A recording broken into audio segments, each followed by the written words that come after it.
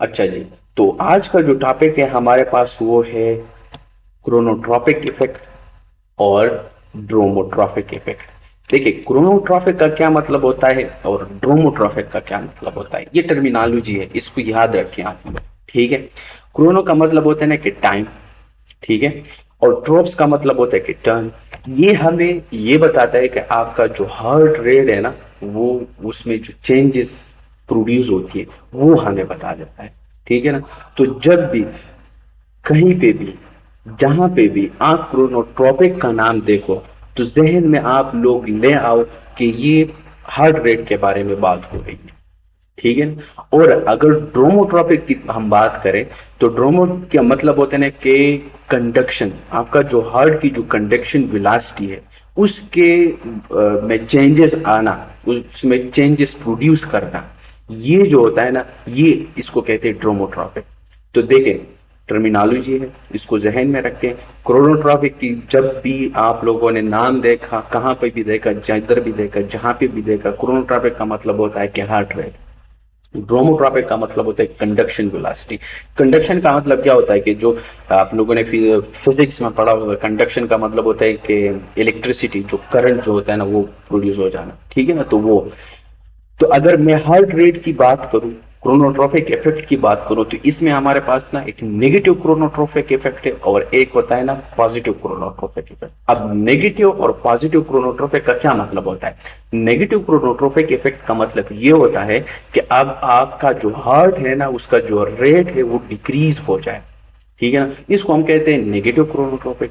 और अगर आपका हार्ट रेट जो है ना वो इंक्रीज हो जाए, ठीक है ना, तो उसको हम पॉजिटिव क्रोनोट्रॉपिक कहेंगे। ठीक है ना। तो देखिए, नेगेटिव और पॉजिटिव ऑलरेडी आप लोगों को पता है, इसको एक्सप्लेन करने की जरूरत भी नहीं है, लेकिन क्रोनोट्रॉपिक का की जो वो है आपको समझ आ गया कि क्रोनोट्रॉपिक का मतलब ये होता है कि आपका हार्ट रेट में जो चेंजेस प्रोड्यूस होती है उसको हम कहेंगे क्रोनोट्रॉपिक इफेक्ट। ड्रोमोट्रॉपिक इफेक्ट का मतलब ये होता है कि जब आपकी कंडक्शन वेलोसिटी में चेंजेस आ जाए उसको हम कहेंगे ड्रोमोट्रॉपिक। अब नेगेटिव क्रोनोट्रॉपिक का मतलब होता है कि हार्ट रेट डिक्रीज हो जाना। जो पॉजिटिव क्रोनोट्रॉपिक है उसका मतलब होता है कि आपका हार्ट रेट इंक्रीज हो जाना। इसको कहते हैं पॉजिटिव क्रोनोट्रॉपिक और नेगेटिव। अब इस ड्रोमोट्रॉपिक में भी आपके पास नेगेटिव ड्रोमोट्रॉपिक इफेक्ट है, ठीक है, और पॉजिटिव ड्रोमोट्रॉपिक इफेक्ट है। ठीक हो गया। अब वही चीज है, नेगेटिव का क्या मतलब है कि आपका जो कंडक्शन वेलोसिटी है जो एवी नोड से आता है और एसए नोड में चला जाता है और फिर परकिंजी फाइबर में चला जाता है, ये उसी चीज के बारे में हम बात करेंगे, कर रहे हैं कि जो नेगेटिव का मतलब होता है कि डिक्रीज हो जाना, आपका कंडक्शन जो वेलोसिटी है जो एसए नोड से जो निकल रही है वो डिक्रीज हो जाए तो उसको हम कहेंगे नेगेटिव ड्रोमोट्रॉपिक, और अगर इंक्रीज हो जाए तो उसको हम कहेंगे पॉजिटिव ड्रोमोट्रॉपिक इफेक्ट। ठीक है। फिर इसके बाद जो है ना, हाँ, इसमें हमारे पास ना ये पैरासिम्पैथेटिक और सिम्पैथेटिक जो है ना वो इफेक्ट जो होता है वो आपके पास आपके हार्ट रेट में और आपकी जो है ना उस पर क्या असर जो है ना, क्या क्या असर कर देती है। ठीक है ना।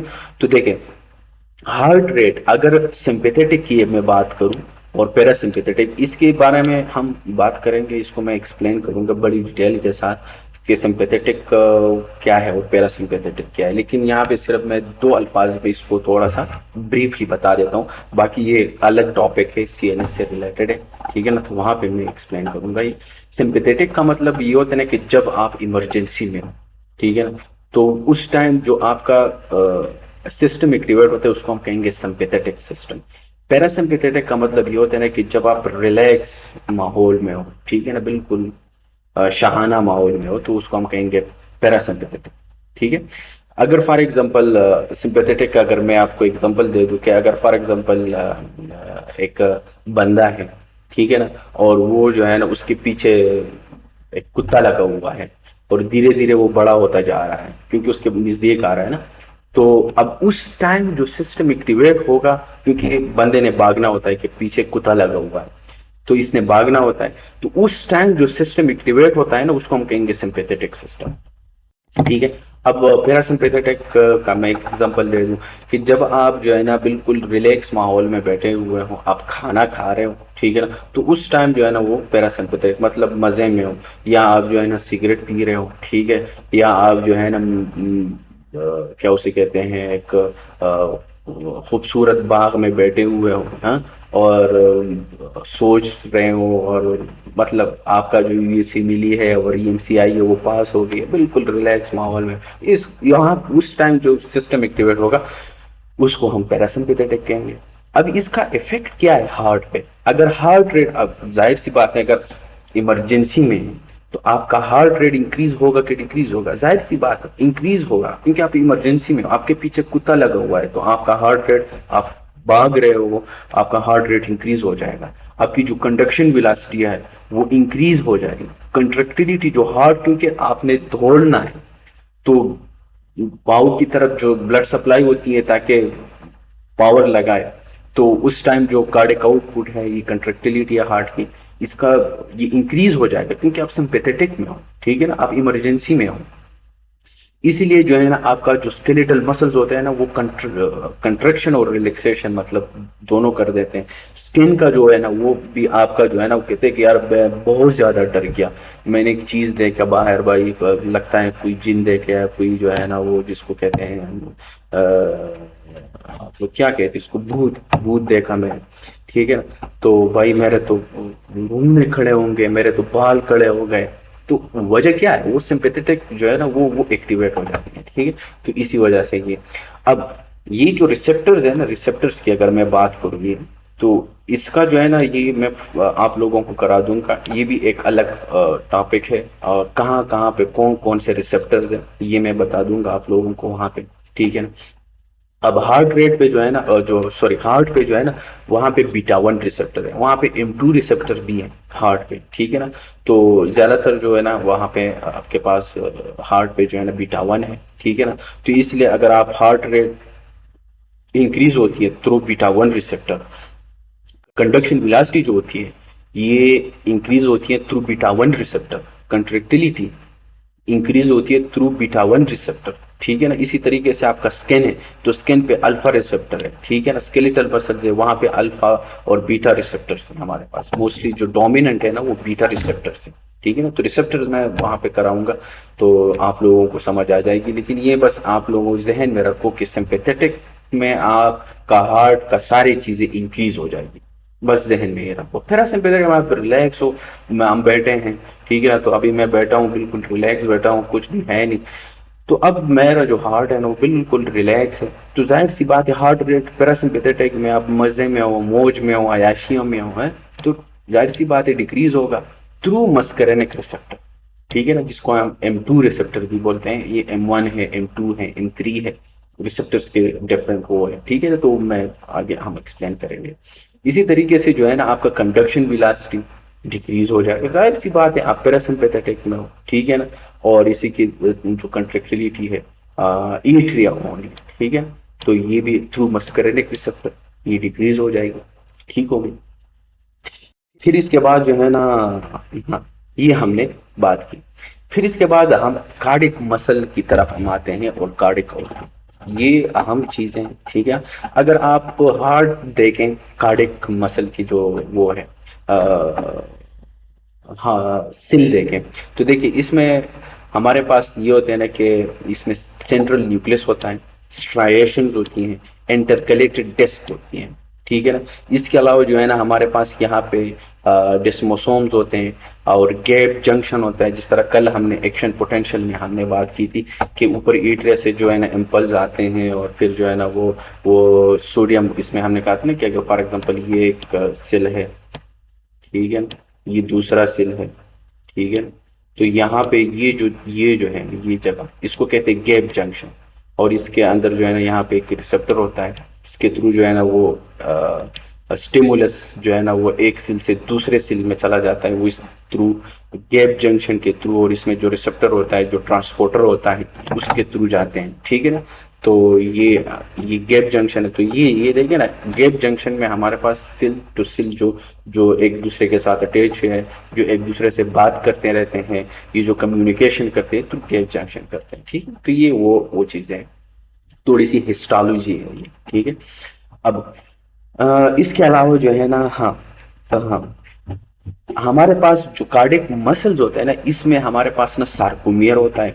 किस किस चीज से जो इसका जो स्ट्रक्चर है वो किस किस चीज से बना हुआ होता है। तो देखें, इसमें हमारे पास एक है सार्कोमियर, ठीक है ना। इसकी तरफ मैं बाद में आऊंगा। सार्कोमियर, ये देखें ना सार्कोमियर।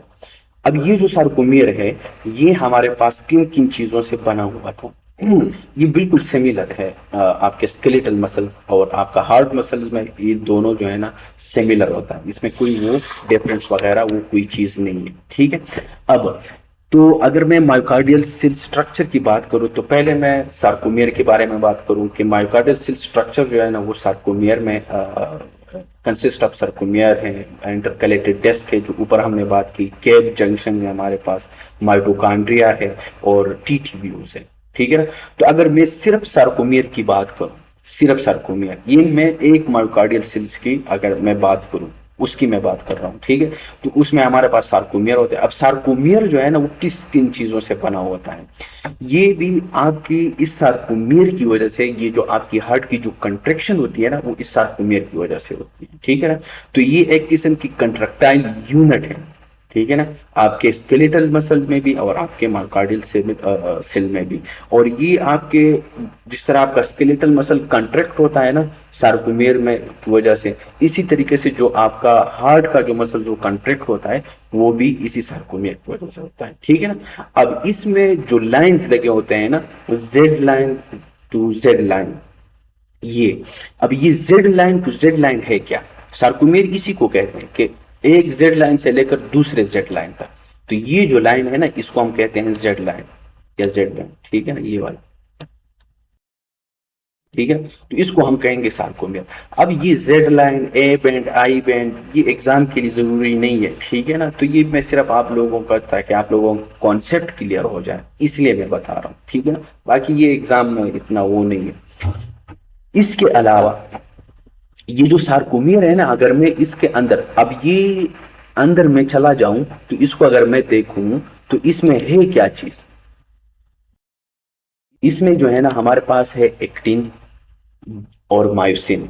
ये जो एक दूसरे को जो कॉन्ट्रैक्ट होती है ना, बेसिकली ये एक्टिन और मायोसिन की वजह से हमारे पास ये आपका मसल जो है ना वो कॉन्ट्रैक्ट होती है, ठीक है ना। वो जो कैल्शियम, ऊपर मैंने जब अभी अभी एक्सप्लेन किया आप लोगों को कि प्लेटो फेज होती है, जो कैल्शियम अंदर आते हैं, ठीक है, और पोटाशियम बाहर निकलता है। वो जो कैल्शियम आई होते हैं ना, अब इसका काम क्या होता है, अब वो जो कैल्शियम है ना वो सिल के अंदर चला जाता है, मायोकार्डियम सिल के, वहां पे एक दूसरा अर्गेनील होता है सिल के अंदर जिसको सार्कोप्लाज्मिक रेटिकुलम कहते हैं, और वो कैल्शियम का स्टोरेज फॉर्म होता है। ये सिर्फ कार्डियक सेल में होता है, स्केलेटल मसल में नहीं होता है, ठीक है। तो वो कैल्शियम आके आपके हार्ट का जो अंदर जो सिल का जो अंदर सबको प्लाज्मिक रेटिकुलम होता है ना, उससे और कैल्शियम रिलीज कर देते हैं। कैसे करते हैं आगे हम पढ़ेंगे, ठीक है। तो इसको आप थोड़ा सा वो करें। तो जो अगर मैं इस सार्कोमियर को देखूं तो ये एक जेड लाइन से दूसरे जेड लाइन, इसके अंदर जो है ना हमारे पास क्या है, ये हमारे पास एक्टिन है, इसको इधर है, ये देखिए ना, ये भी एक जेड लाइन है और ये भी एक जेड लाइन है। तो ये देखिए ये एक्टिन फिलामेंट है, ठीक है ना, और ये वाला जो है ना ये मायोसिन फिलामेंट है, ठीक है ना। तो एक्टिन और मायोसिन जो होता है ना, ये हमारे पास एक दूसरे के साथ बाइंड होते हैं और जो कंट्रैक्शन होती है वो इस एक्टिन और मायोसिन की वजह से होती है, माइक्रोस्कोपिकली अगर हम इसको देखें, ठीक है। इसी तरीके से हमारे पास जो इंटरकलेटेड डिस्क है, जैसे हमने ऊपर करा, ये इंटरकलेटेड डिस्क, अब ये जो है ना बिल्कुल सेल के जो एंड होता है ना वहां पे ये इंटरकलेटेड डिस्क होता है। अब ये जो एक सेल जो होता है ना दूसरे सेल के साथ इसने जो जो इसको अटैच किया है, जिस तरह इसको हम कहेंगे जो सेल जो कोहिजेंस है, ये जो एक दूसरे के साथ जो जुड़े हुए हैं इसको कोहिजेंस बोलते हैं, ठीक है। तो ये जो इंटरकलेटेड डिस्क का काम होता है, ठीक है। और जैसे गैप जंक्शन की हमने बात की, तो जो गैप जंक्शन होता है ना बेसिकली ये आपके पास इस इंटरकलेटेड डिस्क में होता है, ठीक है ना, गैप जंक्शन। और इसका जो अब गैप जंक्शन के बारे में कल हमने बात की थी कि गैप जंक्शन के थ्रू एक सेल से दूसरे सेल जो है ना वो जो स्टिमुलस जाती है वो इस थ्रू गैप जंक्शन की वजह से जाती है, ठीक है। तो देखें, और इसमें अलावा जो है ना, हाँ, माइटोकॉन्ड्रिया। अब इसमें मायोकार्डियल सेल की अगर मैं माइटोकॉन्ड्रिया की बात करूं तो माइटोकॉन्ड्रिया में है हमारे पास बहुत ज्यादा मतलब कसरत से, जिसको कहते हैं न्यूम्यूरस। न्यूम्यूरस का क्या मतलब होता है? बहुत ज्यादा। बहुत ज्यादा आपके पास जो है ना माइटोकांड्रिया आपके कार्डिक मसल्स में होता है दिन स्केलेटल मसल में। माइटोकांड्रिया जो होता है ना, ये अब एक किस्म का आपका एमसीक्यूज भी हो सकता है। ये अब कल कोई भी पूछ सकता है कि जो माइटोकांड्रिया, जैसे कि आप लोगों ने पढ़ा होगा 11th 12th स्टैंडर्ड में और मैट्रिक में भी, 10th में 9th में, कि माइटोकांड्रिया जो होता है ना, बचपन से हम पढ़ के आ रहे हैं कि mitochondria is the power house of the body, क्योंकि ये एनर्जी देता है। और बायोकेमिस्ट्री में इसको हमने बड़ी डिटेल के साथ पढ़ा है, ठीक है, कि माइटोकांड्रिया का काम क्या होता है और ये किस तरह करते हैं, क्या क्या है क्या नहीं है, कहाँ से आते हैं कहाँ से नहीं है, ये चीजें हमने पढ़ी है, ठीक है। तो देखिए, अगर आप लोगों को भूल गया ये चीजें, तो आप लोग वो मेरा एक लेक्चर देखें वहां पे बायोकेमिस्ट्री का, तो वहां पे हमने किया है इस चीज को, ठीक है ना। तो अगर कल आपसे कोई भी पूछे कि माइटोकॉन्ड्रिया स्केलेटल मसल में ज्यादा है कि उसमें ज्यादा है, मसल में, हार्ट के मसल में, तो आपने जो है ना वो किस में ज्यादा है, आप लोगों ने बताना है कि कार्डिक मसल में बहुत ज्यादा है, ठीक है ना। तो अगर मैं इस मसल को, ये बेसिकली आपका जो है ना, ये आपका स्केलेटल मसल में भी सेम है और आपका जो है ना मायोकार्डियल सेल में भी सेम है तकरीबन, ठीक है ना। तो इसलिए मैंने सिर्फ ये डायग्राम जो है ना उठाया है, क्योंकि तकरीबन सिमिलैरिटीज है इसमें कार्डिक और स्केलेटल मसल में, कुछ डिफरेंशिएशन है वो हम आगे करेंगे, वो आप लोगों को पता लग जाएगा, ठीक है ना। तो ये हमने, फिर इसके बाद जो है ना हमने टी ट्यूब्यूल्स के बारे में हम बात करेंगे कि जो माइटोकांड्रियल सेल स्ट्रक्चर है ना, इसमें हमने सार्कोमेर की बात की, इंटरकैलेटेड डिस्क की बात की, गैप जंक्शन की बात की और माइटोकांड्रिया की बात की। टी ट्यूब्यूल्स की हम बात करते हैं। जो टी ट्यूब्यूल्स है ना, वो बेसिकली, अगर इन लोगों ने यहाँ पे दी हो, हाँ ये वाला जो है ना, ये टी ट्यूब्यूल्स है, ठीक है। तो ये जो टी ट्यूब्यूल्स है बेसिकली, अगर मैं टी ट्यूब्यूल्स के बारे में बात करूँ, तो अगर ये एक सिल है ना, तो सिल के अंदर इस तरह ये जो इन्विजिनेशन है अंदर की तरफ, ठीक है ना, ये एक ही सिल है, ठीक है ना। एक ही सिल के अंदर ये इस तरह एक किस्म की इन्विजिनेशन होती हैं अंदर की तरफ। अब ये जो इन्विजिनेशन हुई है ना अंदर की तरफ, इसको हम कहते हैं टी ट्यूब्यूल्स। अब इस टी ट्यूब्यूल्स का काम क्या होता है? टी ट्यूब्यूल्स का काम ये होता है कि ये आपके पास जो एक्शन पोटेंशियल सेल मेम्ब्रेन में होता है ना ऊपर, तो वो अंदर की तरफ जो एक्शन पोटेंशियल होती है ना, वो अंदर सेल के अंदर लेके जाने के लिए ये टी ट्यूब्यूल्स बड़ा अहम किरदार अदा करते हैं, ताकि सेल का जो अंदर वाला हिस्सा है वो भी इसमें एक्शन पोटेंशियल हो जाए, ठीक है।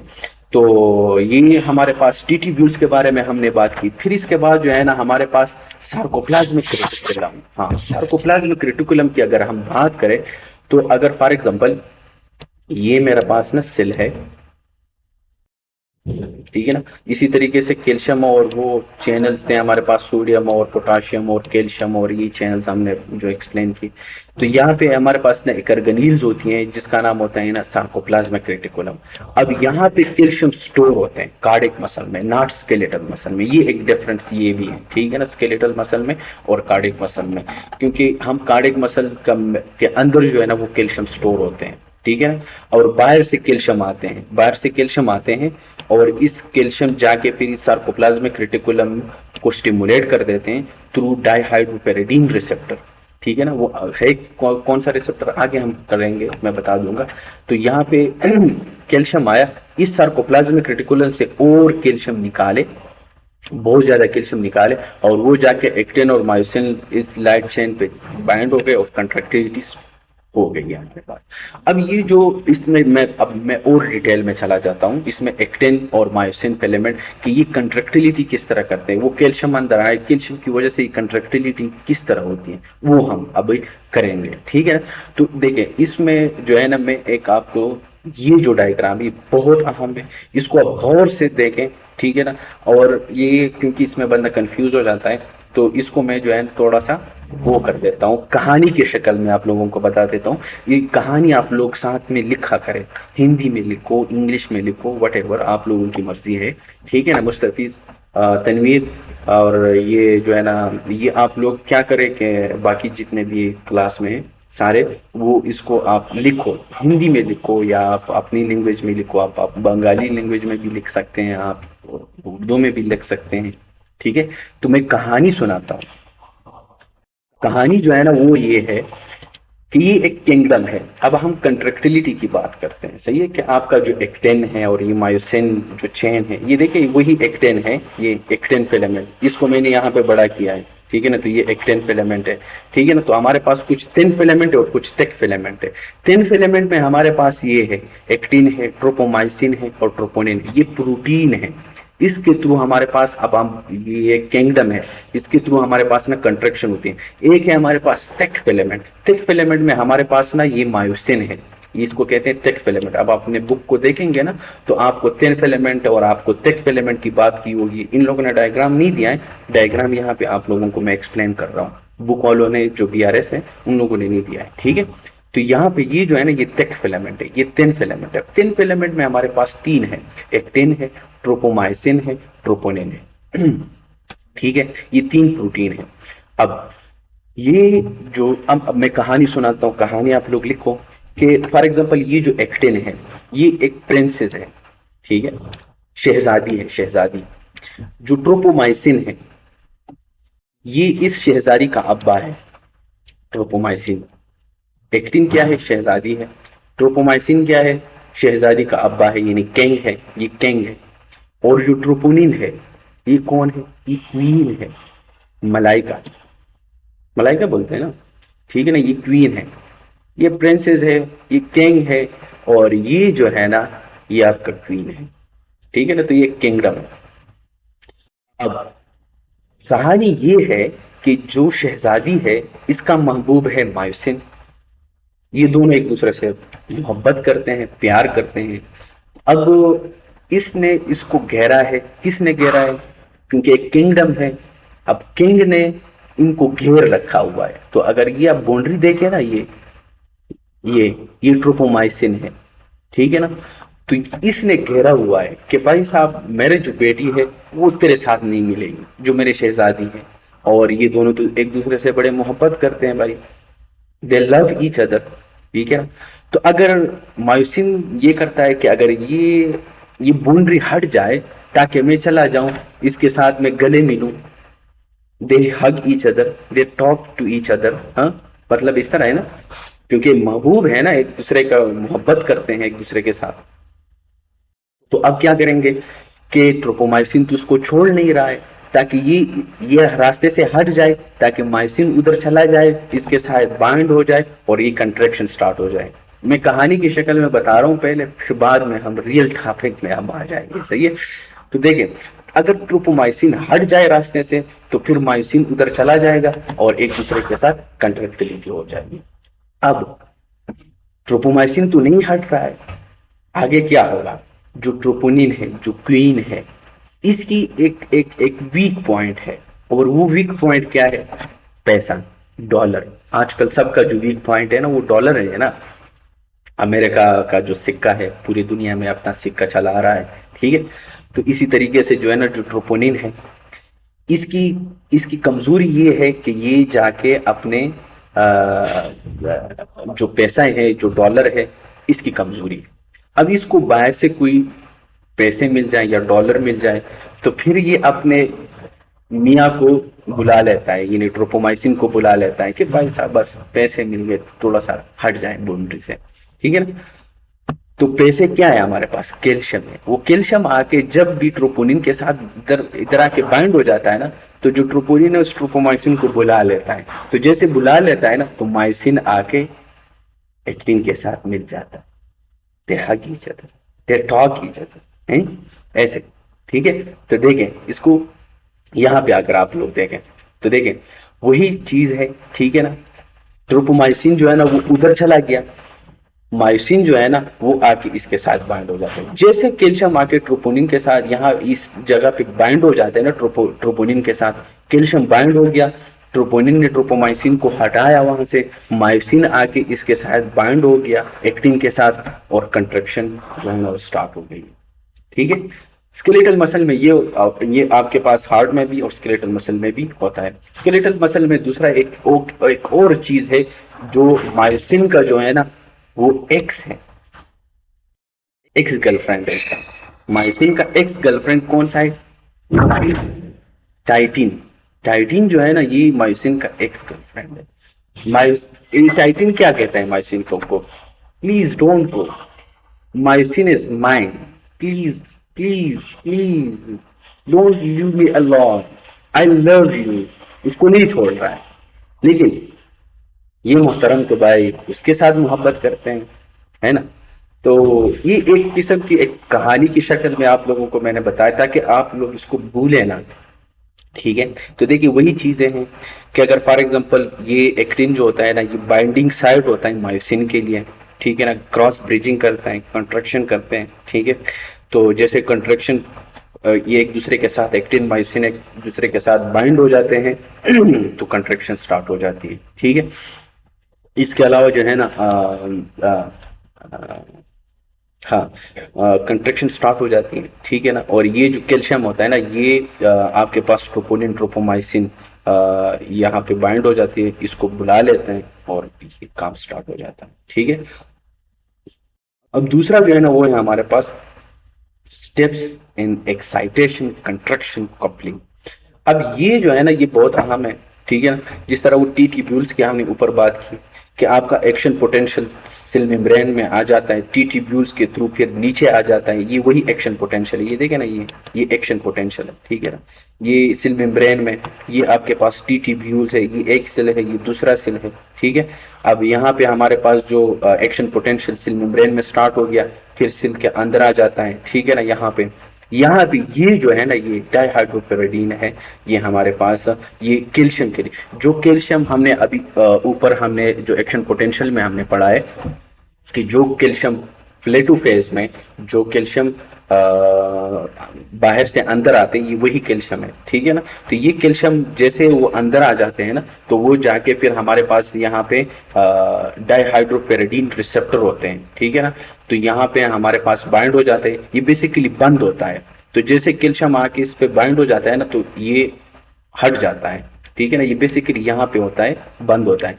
लेकिन कैल्शियम आके इसके साथ बाइंड हो जाता है, ये जो बाहर से जो कैल्शियम आए हुए हैं ये बाइंड हो जाता है थ्रू डाइहाइड्रोपेरिडीन रिसेप्टर, फिर ये खुल जाता है और यहाँ पे जितने भी हमारे पास कैल्शियम्स होते हैं ना वो हमारे पास रिलीज हो जाते हैं, ठीक है ना। यहाँ पे कैल्शियम जो बाहर से आया हुआ वो डाइहाइड्रोपेरिडीन पे बाइंड हो गया, डाइहाइड्रोपेरिडीन पे बाइंड हो गया, जितने भी कैल्शियम थे वो हमारे पास बाहर निकल गए। और ये जो बाहर निकलते हैं ना कैल्शियम हमारे पास ये हमारे पास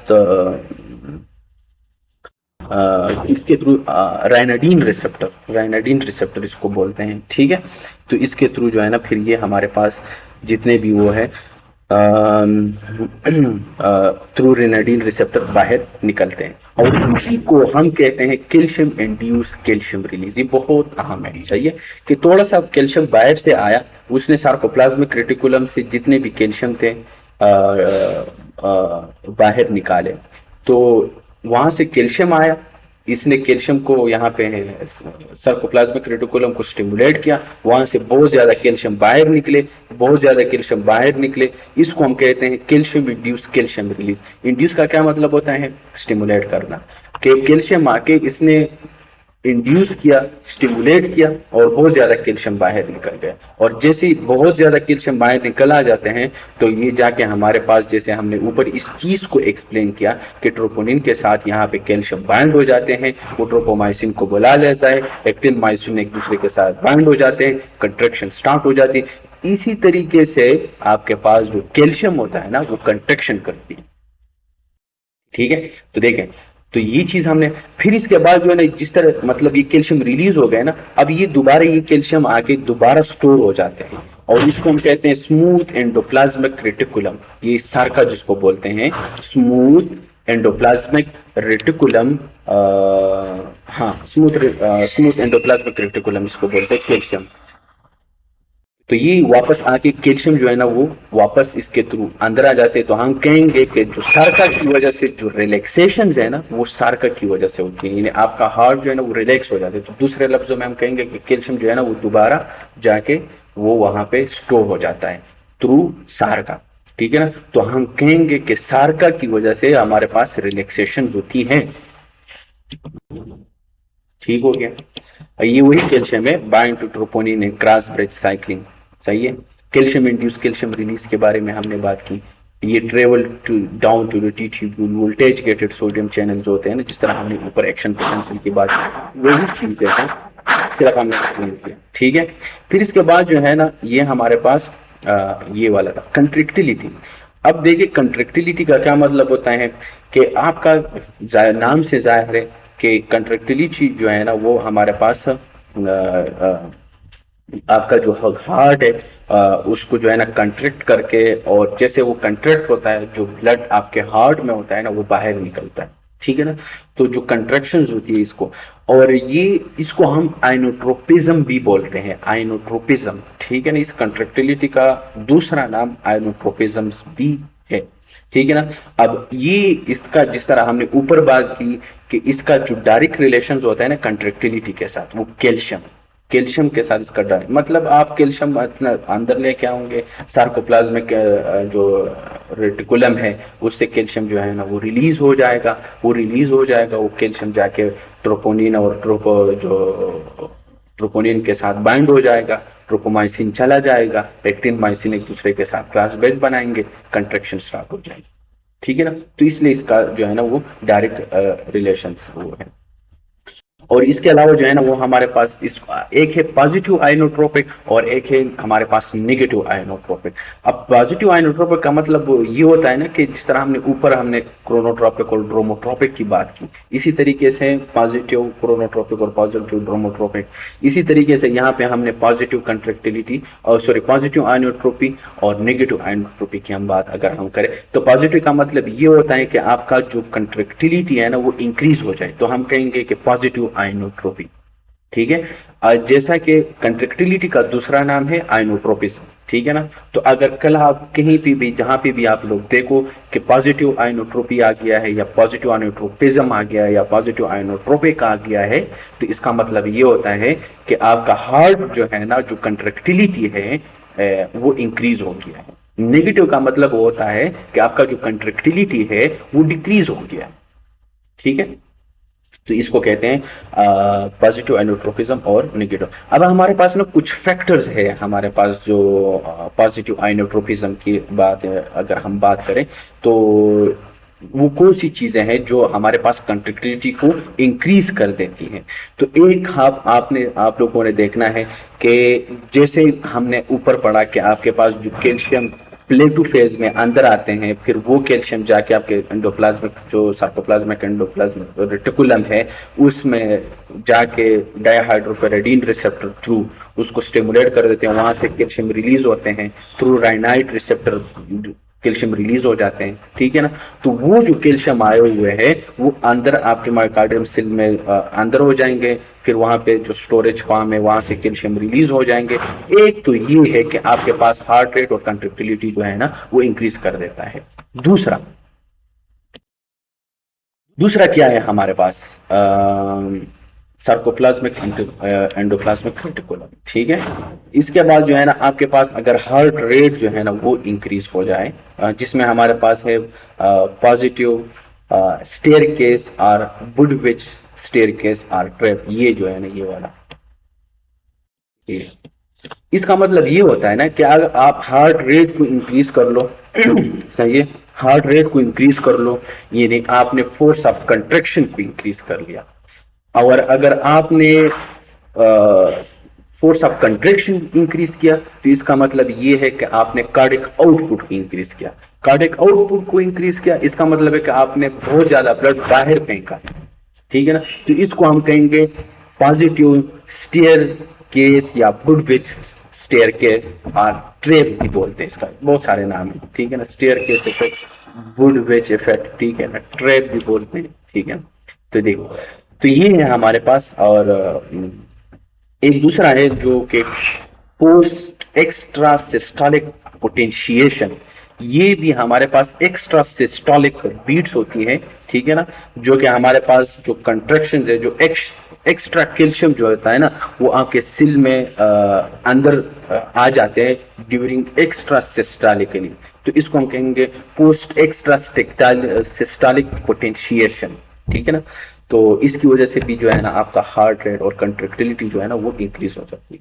ठीक है ना, इसके अलावा जो है ना हमारे पास वो कौन सी चीज है जो आपके पास जो कंट्रक्टिलिटी है ना उसको डिक्रीज हो करते हैं, जैसा कि हमारे पास पैरासिम्पेथेटिक है, आप वो भी आप जहन में रख लें कि इसकी वजह से जो है ना वो कंट्रक्टिलिटी जो है ना वो डिक्रीज हो जाती है। लेकिन हमारे पास सिंपैथेटिक स्टिमुलेशन भी है कि सिंपैथेटिक स्टिमुलेशन आप अगर इंक्रीज कर दो तो इसका मतलब ये है कि आपने हार्ट रेट को इंक्रीज किया, हार्ट रेट को इंक्रीज किया, कंट्रक्टिलिटी इंक्रीज की थ्रू बीटा 1 रिसेप्टर, जिस तरह हमने ऊपर ये बात की, ऊपर हमने इस चीज को एक्सप्लेन किया, मैं दोबारा बता रहा हूँ कि सिंपैथेटिक सप्लाई आपने इंक्रीज किया तो कंट्रक्टिलिटी आपने इंक्रीज की। जैसे कि हमारे पास सिंपैथोमिमेटिक है, हमारे पास कुछ ड्रग्स हैं, हम फार्माकोलॉजी में करेंगे, जैसा कि हमारे पास एपिनेफ्रिन है, एपिनेफ्रिन आपने दे दिया तो ये आपका जो है ना सिंपैथेटिक सिस्टम को इंक्रीज कर देता है। ठीक है, इसके अलावा जो है ना हमारे पास हाँ कुछ और ड्रग है जैसे कि डिजिटियालिस है, सही है। डिजिटियालिस में हमारे पास क्या कर देते हैं, जैसे कि हमने एक्सप्लेन किया था ऊपर, कल हमने एक्सप्लेन किया था, लेकिन इसको मैं थोड़ा सा ब्लैक बोर्ड पे जो है ना आप लोगों को एक्सप्लेन कर दूं।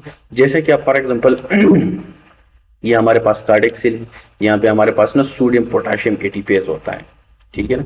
तो सोडियम जो है ना वो हमारे पास बाहर चले जाते हैं,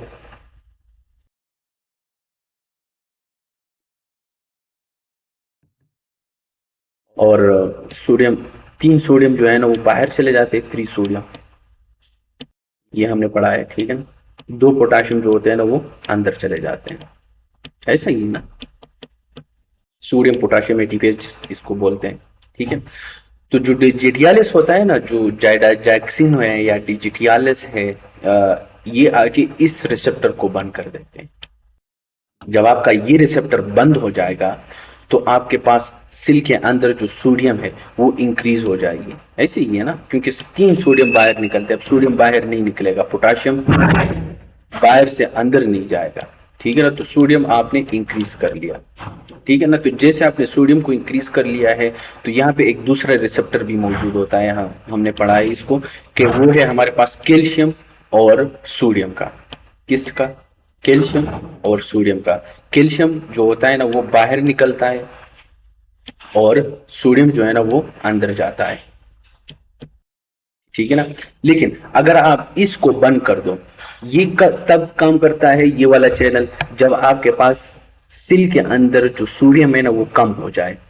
तो अगर आप सोडियम बाहर निकालते हो ना तो सिल के अंदर नॉर्मली, अगर मैं बात करूं ड्रग की तरफ मैं बाद में आता हूं, नॉर्मली क्या होगा कि आपके पास ये ट्रांसपोर्टर होता है जिसको सोडियम पोटेशियम एटीपेज बोलते हैं, 3 सोडियम बाहर निकलेगा, 2 पोटेशियम अंदर जाएगा नॉर्मली। तो सोडियम की अंदर जो सिल के अंदर जो सोडियम है ना उसकी कमी आ जाती है, तो फिर ये जो ट्रांसपोर्टर होता है ना ये ओपन हो जाता है, तो ये सोडियम फिर अंदर जाता है और कैल्शियम बाहर निकलता है, नॉर्मली ये सीन होता है।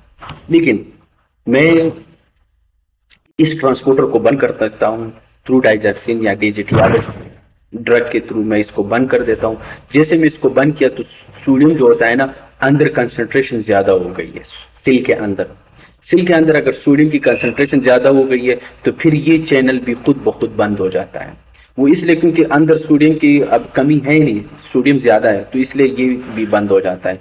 तो सिल के अंदर फिर ये जो कैल्शियम होता है ना ये भी इंक्रीज हो जाता है, ये कैल्शियम भी इंक्रीज हो गया। अब कैल्शियम जैसे इंक्रीज हो जाता है ना सिल के अंदर, फिर ये कैल्शियम जाके आपके पास जो सार्कोप्लाज्मिक रेटिकुलम होता है ना उसमें कैल्शियम फिर बाहर निकाल देते हैं, जैसे हमने स्लाइड्स में पीछे हमने इसको एक्सप्लेन किया उसी तरीके से वही मैकेनिज्म।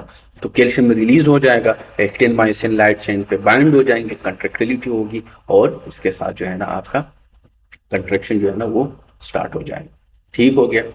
तो ये आपके पास जो थे ना ये डिजिटियालिस के बारे में हमने बात की, और कि ये आपके पास कंट्रैक्टिलिटी जो है ना वो इंक्रीज करती है। किस तरीके से डिजिटियालिस, किस तरीके से सिंपैथेटिक, सिंपैथेटिक में जिस तरह आपके पास बीटा 1 रिसेप्टर है वो स्टिमुलेटरी है, ठीक है ना, और बीटा 1 रिसेप्टर के थ्रू जो है ना वो आपका हार्ट जो है वो कंट्रैक्टिलिटी इंक्रीज कर देती है। सिंपैथेटिक के बारे में बात की हमने, पैरासिम्पैथेटिक के बारे में भी बात की कि पैरासिम्पैथेटिक जो होता है ना उसमें हमारे पास जो एसिटाइलकोलिन फॉर एग्जांपल अगर मैं बात करूं एसिटाइलकोलिन है तो वो आके आपके मस्करेनिक रिसेप्टर जो M2 रिसेप्टर होता है हार्ट के ऊपर, M2 रिसेप्टर भी होते हैं, ये पैरासिम्पेथेटिक के लिए सही है। तो ये आके, क्योंकि ये आपका हार्ट को जो है ना वो डिक्रीज कर देती है, जो फोर्स ऑफ कंट्रक्शन होती है ना उसको डिक्रीज कर देती हैं। और जो कैल्शियम जो होता है ना वो अंदर चली जाती है, जो जिस तरह हमने ऊपर एक्सप्लेन किया कि जो कैल्शियम अंदर जाती हैं फिर वो जाके कैल्शियम इंड्यूस रिलीज करवाती हैं, उसको डिक्रीज कर देती हैं। तो इसी तरीके से आपका जो है ना वो ये भी कम कर देते हैं। ठीक हो गया। तो आज के लिए मैं तो कहता हूँ इतना ही काफी, और बाकी जो है ना हम कल करेंगे।